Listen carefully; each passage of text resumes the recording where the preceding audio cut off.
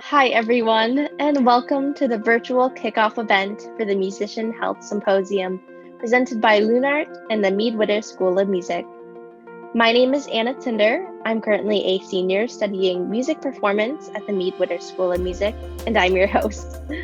Today, you're going to hear from three guest speakers, Natalie Weiss, Nicole Newman, and me, Anna Tinder, on our experiences and insights from music-related injuries.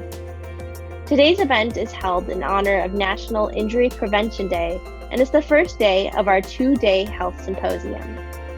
We hope you'll also join us on Sunday, November 21st at Hamel Music Center for workshops on Feldenkrais, yoga, and a mental health panel discussion.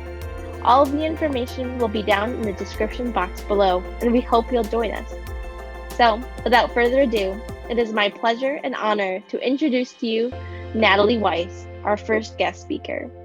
Hi, everyone. Thank you all so much for joining us today. I am so pleased to welcome Natalie Weiss as a guest speaker for LunART and the MEAD School of Music's Musician Health Symposium. So before we get started, Natalie, would you mind telling our audience a little about yourself? Hi, I'm Natalie. I'm a vocal coach and performer based in New York City. I grew up singing and imitating a lot of pop singers growing up. I took classical piano lessons, went to Penn State for musical theater, and I'm fortunate enough to be able to kind of dabble in coaching and recording and live performance and theater. And my internet following started by accident in 2006 because a video got put up on the internet of me by accident. So I sort of rode the wave of the accident, and I'm very fortunate to have a built-in following that I didn't ever expect. So here we are 15 years later, and I'm doing the thing. Wow. So Natalie's here to talk with us a little bit about her experience with injuries as a vocalist. So Natalie, if you wouldn't mind sharing a little bit about your first experience with pain, what that experience was like, how it all started. Well, actually, this interview, I'm assuming, came on because you saw my video talking about it. Yeah. Right? So what I'll also express is that I actually had two more since that video actually came out. So it's kind of like, and it's very, very recent. So it's actually kind of cool to talk about, I guess, because it's like not just one, and it's sort of normalizing it, you know? So the first one that I knew of, that's an interesting thing that I sort of realized. I consider myself to have very good vocal technique, and a lot of vocal therapists and, specialists will always say that most of the time it's not because of your singing. So what I know of, like the first time I ever had a vocal hemorrhage was in late 2019, didn't know. I just thought something was wrong. I never felt anything. I was just like, is there mold in the building? Is it the weather? Like, I just knew something was wrong. And, I was in the middle of an off-Broadway show rehearsing, and every time I would sing my number, I would get fatigued. I had to lower the key. And I'm okay lowering keys because I find that my meat of my voice is lower anyway. And it was cool because they built the song around me, so I was able to. Yeah. But when they're like, yes, and I'm like, no, like something's wrong. Right. So actually my background, even before I was a professional, I actually had vocal nodules as a 3-year-old and a 13-year-old. Wow. So I had no idea how to talk. I was the hoarse child screaming. I was at speech therapy at age 3 to 4. So I literally had vocal injuries like as long as I can remember, but my parents were like, it's okay, she won't be a singer. Who cares? Because nobody in my family is a singer. So that's going as far back as like 25 years into childhood. So I definitely had no training and had a chest voice that was very heavy and then just air. I had no training. I didn't know how to sing in my head voice. And then I sort of learned how to sing, teenage years and through college. And I remember in college waking up, not to be conceited, but I remember being like, I can belt. I literally would wake up and just sing. I had no problems. It was just reliable. So, graduating, I was very in demand when I graduated vocally. So I never had any vocal problems. I never ever warmed up. I never had a regimen. Every time a student asked me, I'm like, like I never really had anything. Mhm. And then, I remember like, just like more of a realization of like, I might have had more injuries and never been scoped because I was like in Europe doing a solo tour and teaching very hoarse. Like I would, lose my voice because of, an 18 song belting set and I'm singing correctly, but it's tiring. So I would normally get hoarse and then be not hoarse. And I always wonder, like, if I had a scope that day, maybe I had actually had a vocal hemorrhage. Mhm. Because what I've learned over the past 2 years is that the doctor says, like, it's like you tore, it's like you, let's say, twisted your ankle or like bruised your calf. And I'm like, he always says that like a vocal injury is like the least worrisome of all the vocal injuries. So my first hearing of the vocal injury was like very traumatic in the Mhm. room. I went to 3 different doctors. I went to like the number one doctor. Um, and I had to do a show that night. And he Oh was my like, you gosh. must call out right now. And I was like, I can't. Like there was no understudy. So I Oh my said, gosh. okay. So in the room, when he said, okay, so you bled what looks like 3 weeks ago, it's healing, but you need to rest or whatever. In the room, I literally like, I have sort of like this, I don't know if you're familiar with vasovagal, but like a fainting, like I'm a pretty quick fainter with like medical news. And I Mhm. had to like get a wet cloth. I felt like I had news of the cancer, like truly. Mhm. Um, the doctor's very matter of fact. He was not necessarily warm, and I needed that energy for my Mhm. everything, which is my Yeah. voice. So basically, I went back to the show. I cried to my director and I said very quietly, like, I'm just letting you know, I will be fine. I have to sing down the octave for the rehearsal. I'll be fine. Maybe I did a couple shows. Then I was on steroids for the swelling. And I think the steroids caused me into like bronchitis. So the coughing made my voice completely disappear. And very PTSD Sunday matinee performance, no understudies. I had probably 3 notes in my range. I mean, I literally was like making up melodies to be like, I mean, I had no voice. Mhm. So basically the writer was like, okay, take it easy for a day and a half. We have a show on Tuesday. It was a Sunday. Went to a different doctor and she basically said, you have to surrender. I don't care what they do, you're not singing on these chords. So she said, if you keep singing, you will never heal. So, she said, you need 4 days of vocal rest. And I said, okay. I had to follow doctor's orders. They called in somebody that learned the show in 48 hours or less. I don't know. And I just had to kind of, you know. So I basically didn't make a sound for 4 days, not nothing. No humming, no answering the door, no anything. Mhm. And the scope was almost fully healed. So it was like, you know, new chords. Went back to the show feeling like I couldn't walk again, but I know how to Mhm. sing, but really feeling like, if you're in a cast and you come out of a cast. So I definitely was taking it easy, but I felt like, whoa, this is kind of easy, like fine. Did the whole run of the show healthy.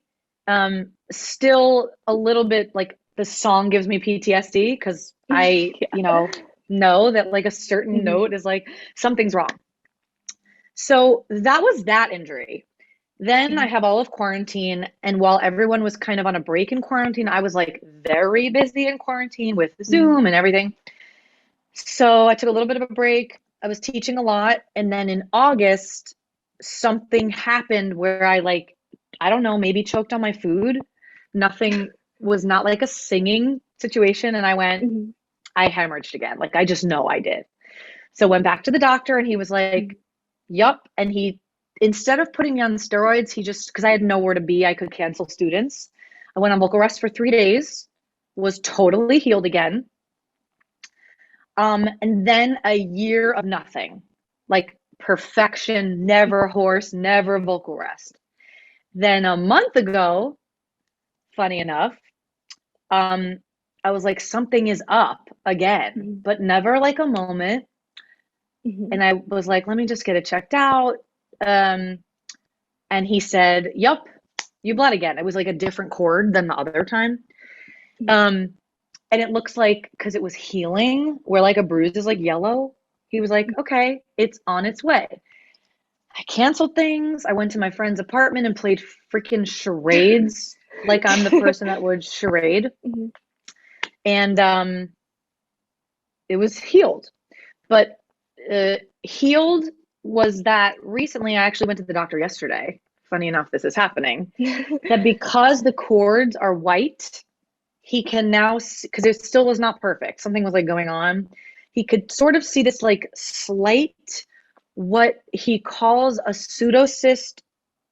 It's under the umbrella of lesion, even though that sounds Mhm. absolutely horrifying. It just sounds worse than it is. Okay. He was like, all you need is some vocal therapy, and it should be fine. Mhm. So, I actually feel the best I've felt today talking to you. Like my speaking voice has been troublesome. So it's been Mhm. frustrating when you try to communicate and you're just like, sorry, I'm going to just stay home on vocal rest. Your whole life is Mhm. this.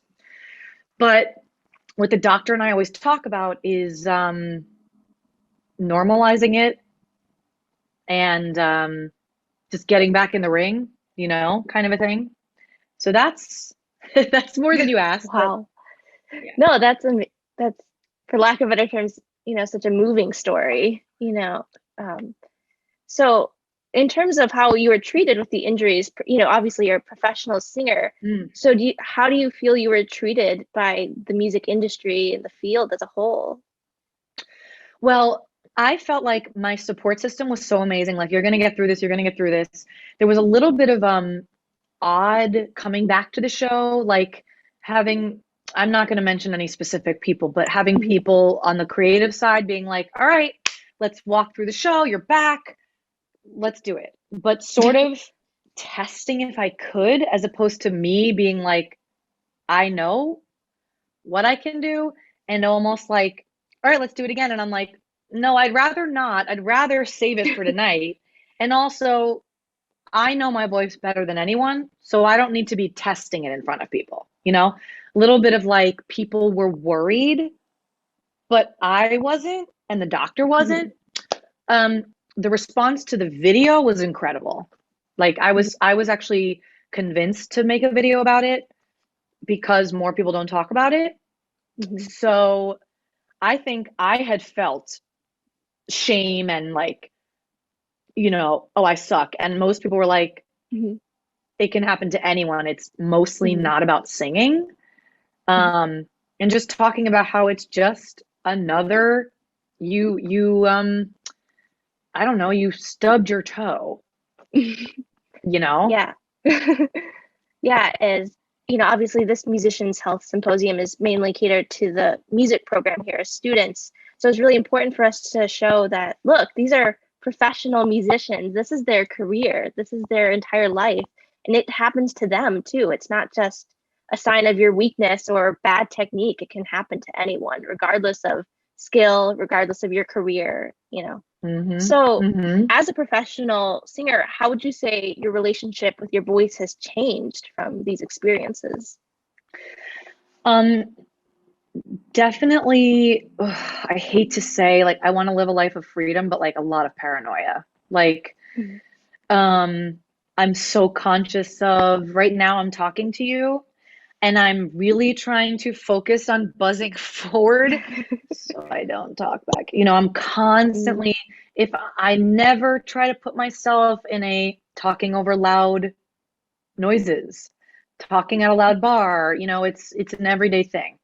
Um, I now have tried to demonstrate down the octave a little bit often because I'm having so much of my teaching is how I get results is demonstrating. Mhm. So, I actually feel okay. I taught this morning, I could demonstrate, but like the other day I was like, oh, so frustrated when I'm like, do that, except I can't. So, being delicate and I don't want to be on vocal rest all the time. That's why we want to have our cords in tip-top shape. And yeah, so. Wow. And just one last question. Do you have any advice for people going through something similar to what you did with your injuries, or just one injury even?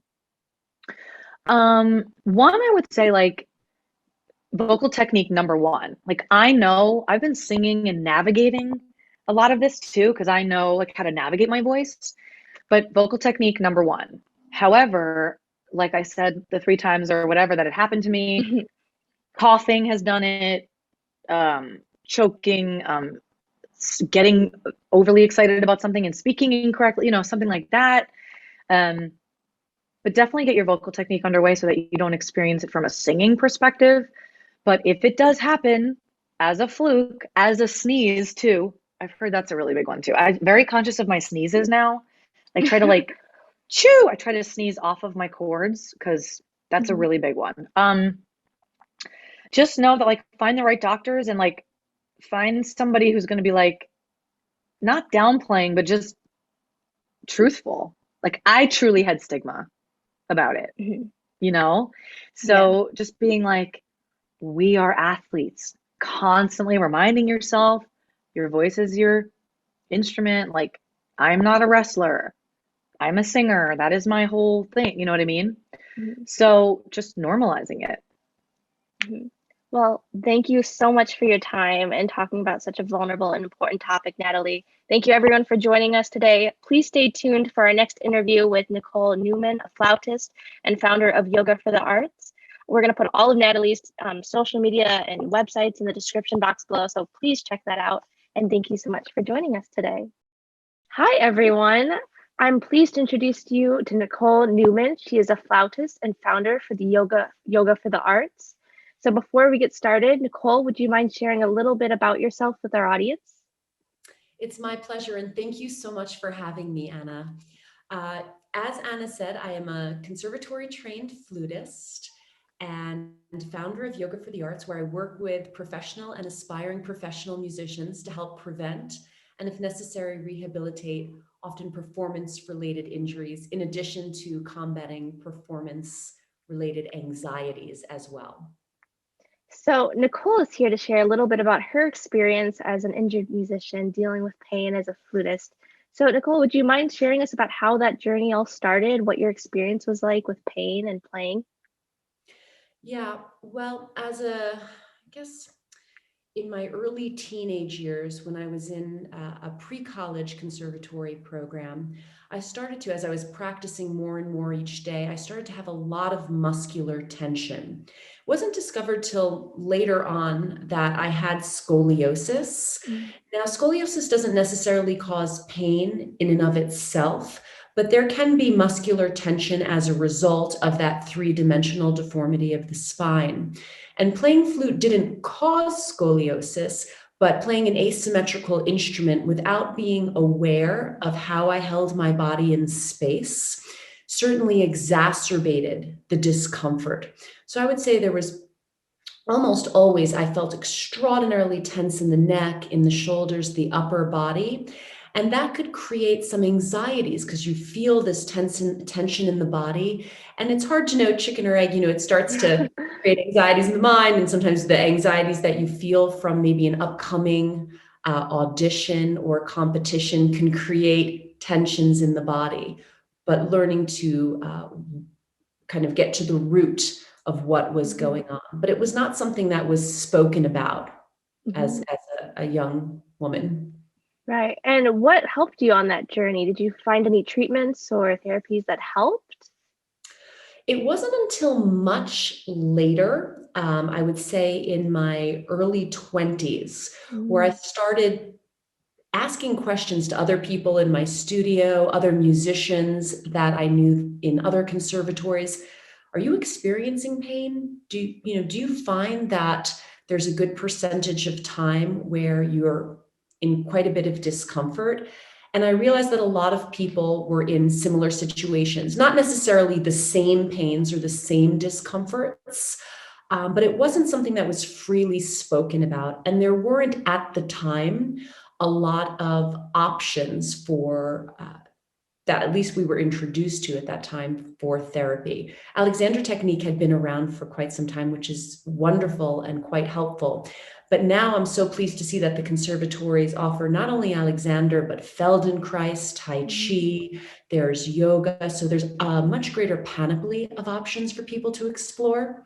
I did also find acupuncture and massage helpful, but in terms of taking autonomy over that pain, because it's quite costly and also not necessarily effective to go for massage and acupuncture, daily or weekly, but starting to think of protocols that I could ingratiate in my practice when I don't have access to those outside professionals. And I found that yoga was extraordinarily helpful in doing so. At its core, it's a breathing practice. And through the breath, I could work with the mind and the body simultaneously, because they're really not separate entities, quite frankly.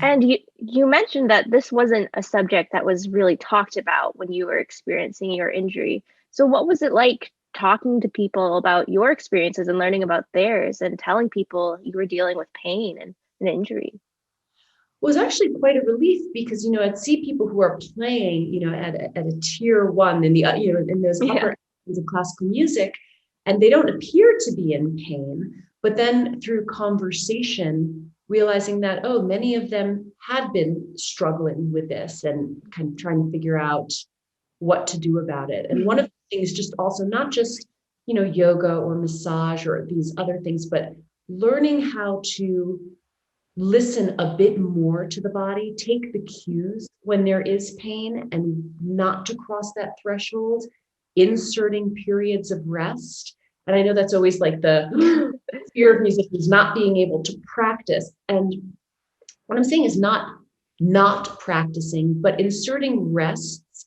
in between quality practice sessions to ensure that you don't have to take off large blocks of time from practice. So most of, the pains and discomforts can either be prevented or reduced significantly if we become a bit more in connection with those sometimes very subtle warning signs.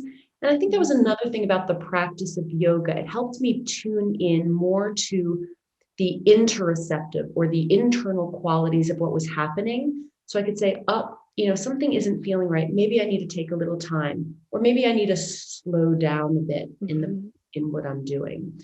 So I think just that heightened awareness is extraordinarily beneficial. How would you say you've changed from, before the pain and injury and after, as a musician and a person? I think I've softened a little just in my approach. I think in my earlier years, it would be like almost like a horse with blinders. Like, I must do it this way. This is the only route, right? The mountain, but you can only charter in this one course. And I think now that softening allows me to see more pathways really to the same goal. And they're not necessarily more circuitous. They're just different. And by allowing that softer kind of gaze as to what's going on, I can make a bit more intelligent choices for the protocol.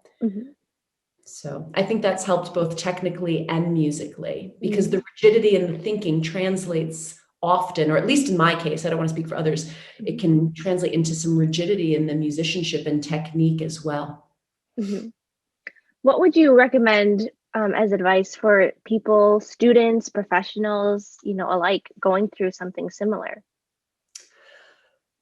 Well, I think that finding some type of protocol, it doesn't have to be yoga, whether it's Feldenkrais or Alexander technique or Tai Chi, or some practice where you can be a bit more attuned to what's happening internally. So find a practice, find a teacher that you resonate with, and try it. Give it, I would say, at least 3 months, on a daily basis, or, several days per week, to see if it enacts the change that you're looking for. So if you try it once or twice, you can't expect a silver bullet. And sometimes it takes a little bit of time to get a feel for a practice or a feel for a teacher. So try one thing at a time, stick with it for a little bit, see what the results are. And if you find, well, you know what, that particular practice doesn't seem to fit, then try something else, as opposed to just trying many different things simultaneously, where it's really hard to extricate what's working, what's not. Yeah, I think that's really key. The idea of, really trying something, not just for a day, but, a long time, and see how you can adapt it to your lifestyle and see if that works for you. Yeah, it's that ability of adapting it. And also, there's sometimes discomfort in learning something new.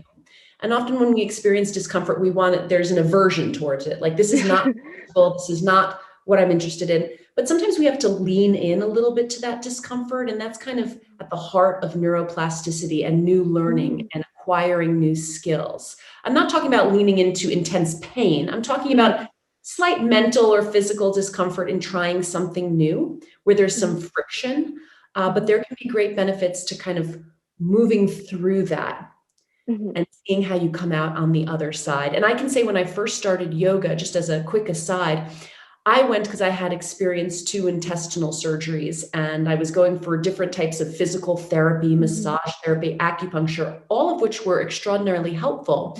But it was recommended that I try yoga.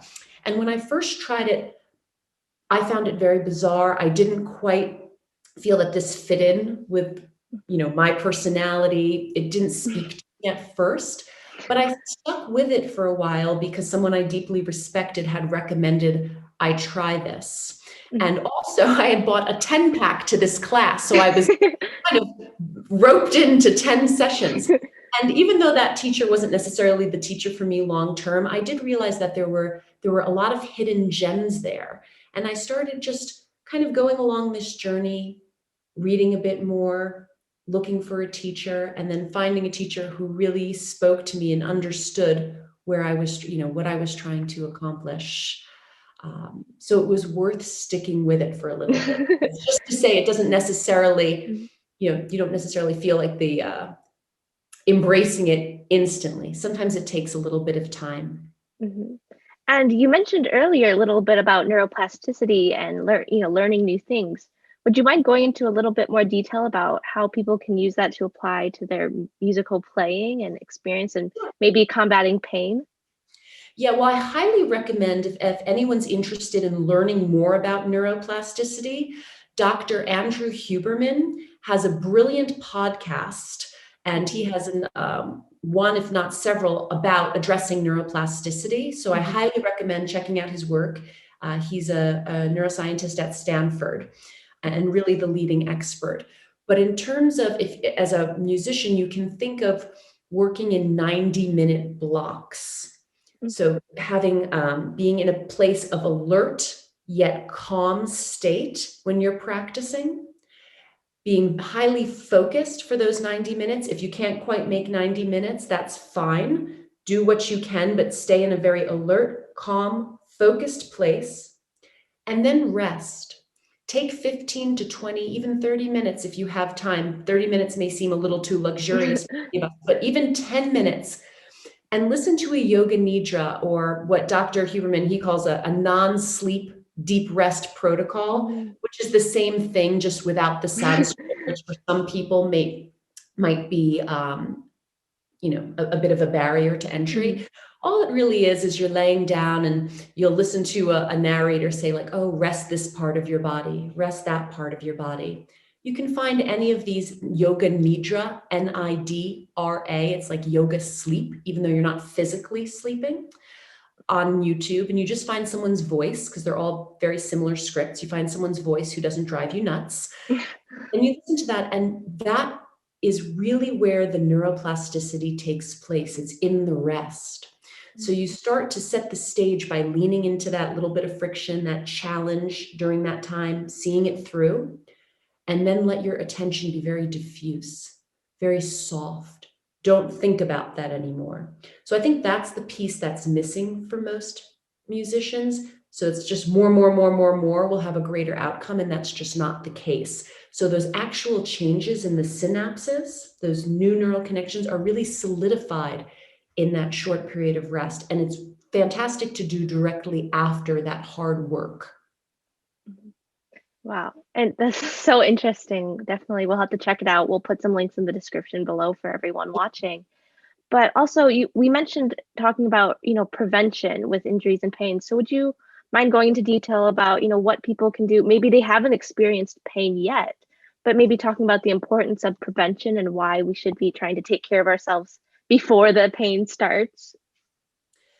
Yeah, well, if you're thinking of a repetitive stress injury, of which there are over 24, almost all of them are preventable. But the challenge is once you have one, it can be a bit difficult to get rid of it. And it's somewhat of like a carousel of symptoms. So if I had a room full of people with carpal tunnel or, impingement in the ulnar nerve or whatever, they wouldn't necessarily all exhibit the same symptoms. There'd be slight nuances there. And sometimes the symptoms can change within the same person. So that, of course you can work with it, but depending how deep down the rabbit hole you go before seeking help, it can be a bit more challenging. So I love working with all musicians, but I particularly love working with people like in the pre-college or, middle school, high school age, and even younger, and just having discussions about how you can take care of your body, whether it's some simple basic stretches, good nutrition, getting proper sleep. It sounds like very basic, but sometimes common sense isn't all that common. And just getting those protocols in place. Sometimes we know something's good for us, but we don't actually enact those principles. They're just like our thoughts that, oh, that's a great idea, but we don't do it. And then we pay the price later. And, of course, there's always going to be some people who come away unscathed and don't have to take these protocols. But for the most part, over time, if you want a long-term career in music, this prevention is incredibly important. And I would recommend, there's two incredible people to listen to, Dr. Samar Hattar and Dr. Matthew Walker, who are really experts in sleep. And also they talk about the importance of light exposure to get your circadian rhythm in check. So making sure when you wake up in the morning, to the best of your ability, get some natural light in your eyes for at least 15 minutes. Right? So that, and at the end of the day, like around sunset time, make sure the lights are dimmer. Don't have like bright lights on in your home. Try to get it a little bit lower. And this helps regulate the cortisol and melatonin levels. And that really sets the stage for everything else. So I'm in absolute agreement with them in terms of get that piece in place first before you start getting all concerned about, oh, when should I eat? What should I eat? What exercise and activity? Because that is the bedrock, the foundation for everything else to fall into place.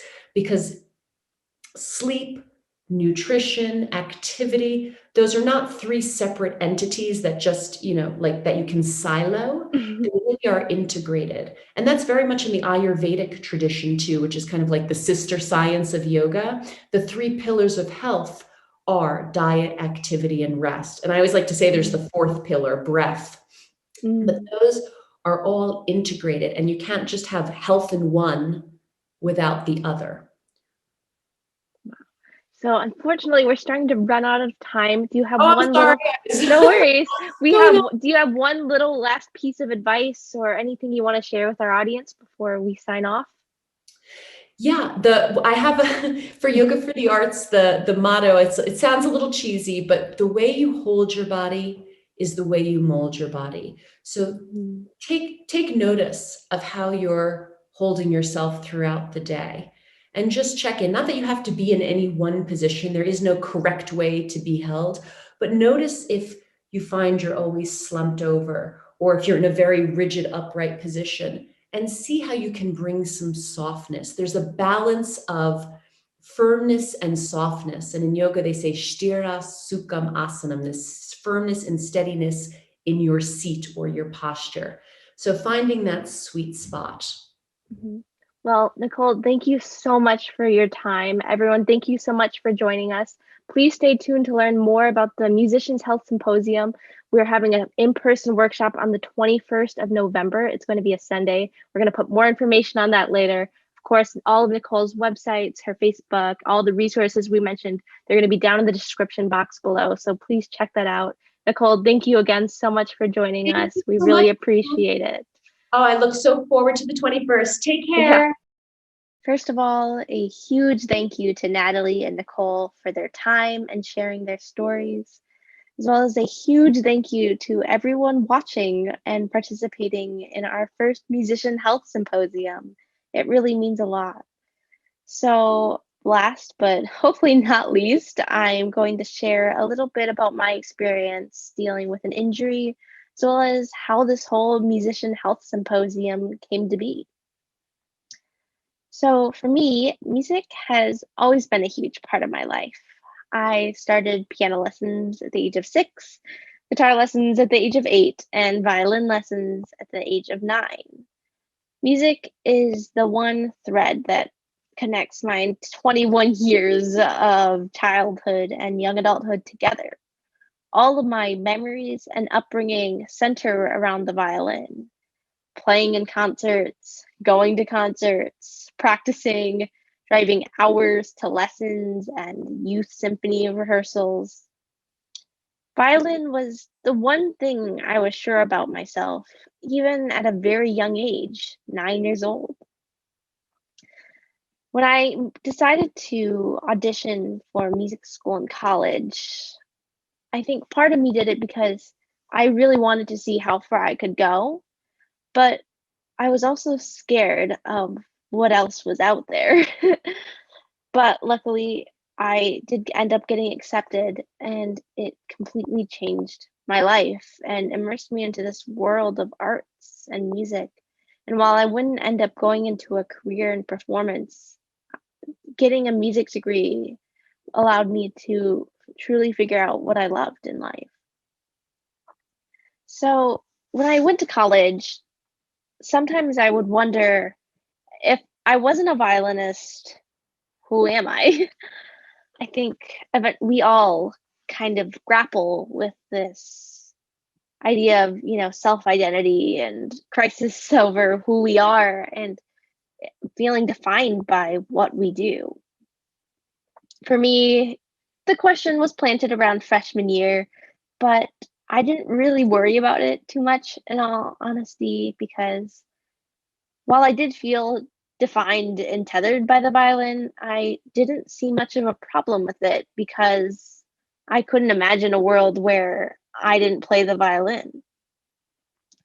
Unfortunately, that world would come into existence just a year later when a very normal orchestra rehearsal ended up being that first little drop in the bucket, and ultimately ended my entire career as a performing violinist, professionally at least. It was a very strikingly normal day in rehearsal. We were playing some very demanding repertoire. I remember everyone was so focused. If you would look at all of our faces, we were very intensely practicing and playing the music because we really wanted to pull this really hard repertoire off. In rehearsal, I wanted to fit in. I really wanted to sound like I knew what I was doing and be able to fit in with, the rest of my section. So I ignored a lot of my body's warning signs, what I would end up figuring out. I had a lot of burning and tingling sensations in my neck and upper trap.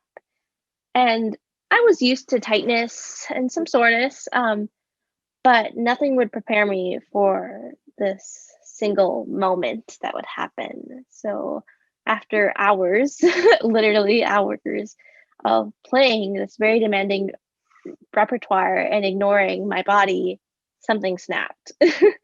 Literally, it felt like someone reached through my back, grabbed my muscle, and yanked as hard as they possibly could.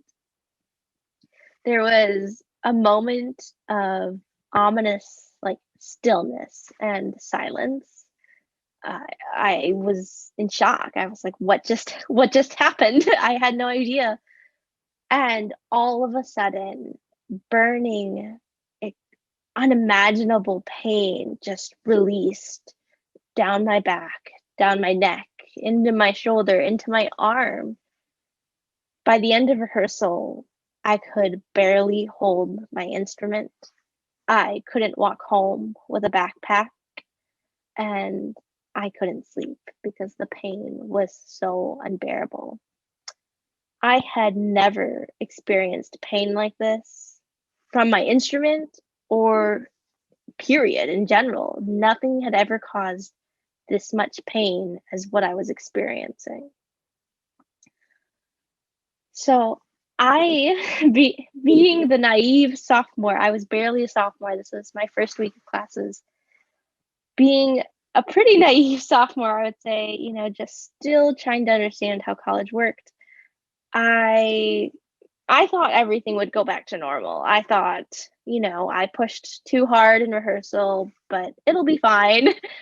Nothing is going, it'll be fine. Everything was not fine. People were, very concerned for me, especially in the beginning. I think looking back, I think people were concerned for me this entire journey, what ended up being over 2 years of chronic pain. But after a few weeks, I noticed people's demeanors changing around me and the expectations changing. I think, being in a college setting as a music performance major, that's it. You're a music performance major. Those are, there are pretty clear expectations of what's asked of you and what you're supposed to do over your 4 years in college, getting that degree. So after a few weeks, while everyone is concerned about me being in pain, people also wanted me to, keep progressing. And, it's such a complicated situation, trying to figure out accommodations and a reduced workload. It's very challenging to, figure out ways to accommodate pain like that. So that was a very big struggle for me and the school, the program. Eventually, things came to a tipping point. The pain had gotten so bad that I was not sleeping. I was not eating. I took a lot of like ibuprofen, pain meds, all of these very desperate treatment measures, I would say. I would ice my shoulder until everything went numb and run to bed and try to get some sleep. Sometimes I would stay up until extreme exhaustion, usually around 3 a.m. This happened for days on end, weeks on end, actually. Eventually got to the point where I was so sleep deprived for such a long time, over, I would say 2 or 3 months, that my rational thought started slipping. I could tell that I was experiencing the world differently than how I normally would if I was, well rested, if that makes sense. My decision making was severely impacted. We had a family emergency once during this time. It was a really scary time because, basically a very close family member had to go into emergency surgery and we could not reach my parents. I was the only person my family member was able to reach. And while normally this is a very stressful situation for anyone, for me being very sleep deprived, this event really, really impacted me. And it really, I started missing classes. I started missing, just missing a lot of things. And with the pain and the injury, I felt so overwhelmed and so out of control. I had no idea what I could do to get out of this situation. I was trying everything I possibly could. I was going to physical therapy. I was, working with my professors. I was practicing for, I think, 5 to 10 minutes at a time with 30-minute breaks in between. I was doing everything I could. I wanted to keep practicing. I wanted to keep progressing. And I did that to the extreme detriment of my health. I was playing despite my body pleading and begging me to stop and take a break. And while I tried as hard as I could, at the same time, it was not enough to catch up or stay on track, I guess, for lack of better terms, with my peers. It truly felt, like they were all leaving me behind in a sense. Not in terms of, them not caring or anything, but in terms of, music ability and playing. I felt like everyone was improving and growing around me while I was just completely stuck and lost. And I guess the whole point of me talking about all of these crazy things that, happened to me while I was injured, the point of it is just to share what it can be like for people. This is just one story, right? I'm just one person. And I'm sure there's, we just talked to Natalie and Nicole, and I'm sure they have very different experiences than mine. But the point is just to be honest and raise awareness about what these experiences can be like, and show why there's such a need to offer students support and guidance, because injuries are so not only physically exhausting, but also mentally. I think looking back, the physical pain that I experienced was unbearable. I've never experienced anything like that. But what was even worse was that mental exhaustion of feeling like a failure, of feeling completely behind, of wondering who I even was in a world where I wasn't playing the violin. I started music at 6 years old. And by this point in my life, I was around 19 or 20. So for 14 years, music had been a part of my life. And all of a sudden, it was taken away from me. I tried my best to hold on to it. But eventually, despite trying to progress and play the violin, I had to make the impossible decision to stop playing. There was and still is a chance for physical recovery, but deep down, I knew my mental health would never recover if I continued to pursue a professional career in music. Forcing myself to try to play through the pain was so draining and exhausting. And eventually, when I made that decision to just try and stop for a few months, I immediately felt relief. And I think that's when I started to realize that maybe all of these years I've been doing violin not because I love it, but because I believed it was the only thing I could do. Eventually, I was able to get involved with other organizations and realize the difference between doing something I love and doing something out of obligation. And I think while the injury took so much from me, it also made me realize so much more about myself and who I am as a person. So that's a little bit about my experience with an injury and how it affected me. Um, Again, this is just my story and my experience. And hopefully, if you're interested in learning more, you can meet me on Sunday, November 21st. So we are going to be having an in-person event at Hamel Music Center in the Lee Kaufman Rehearsal Hall.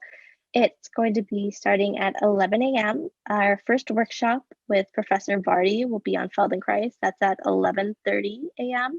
I'm going to put the rest of the schedule and all the links down in the description box below, but you'll also be able to catch a really great mental health panel discussion, as well as a workshop on yoga by Nicole, who we just heard earlier today. So I really hope you'll be able to join us on Sunday, November 21st. If you have any questions about the event, any questions about the stories you heard today, or, including mine, feel free to email us. You can go on the LunART website and find all the contact information. Reach out to us. We'd love to hear from you. And again, thank you so much for joining us here today. I hope you were able to learn a little bit more about what life is like dealing with an injury. And hopefully now you know why it's so important that we raise awareness for mental health, physical health, and support our musicians going through these issues. So thank you again so much. I hope I'll see you Sunday. Bye.